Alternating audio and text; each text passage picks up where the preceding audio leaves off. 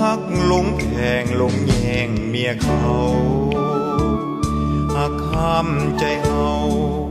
ว่าควรลืมเขาเสียทีเฮานั้นก็มีภรรยาเขานั้นก็มีสามีหักเหลือเกินที่จะกล่าวเอ่ยจา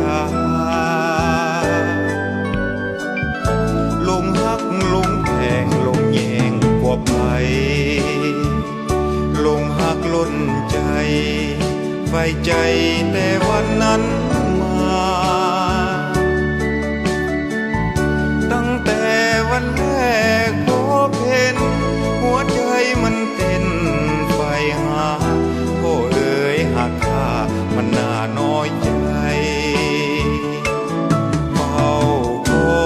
อยแต่ลงพะวงฝันหาอยากมาพบพาเว้าจาบรรหาหัวใจ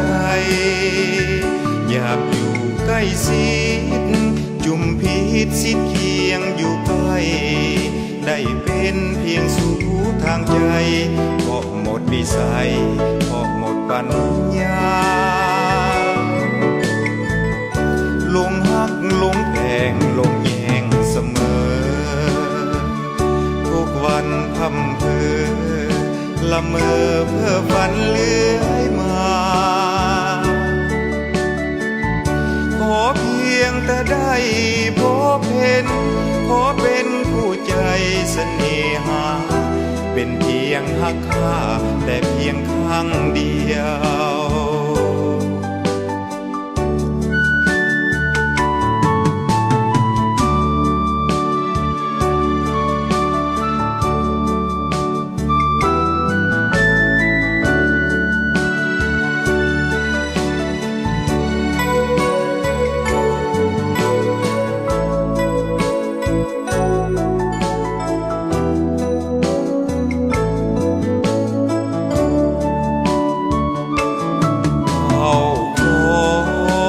ได้ลงพะวงฝันหาอยากมาพบพาเฝ้าจาบรรหาหัวใจอยากอยู่ใกล้ชิดจุมพิษสิทธิ์เคียงอยู่ใกล้ได้เป็นเพียงสู่ทางใจเพราะหมดวิสัยเพราะหมดปัญญา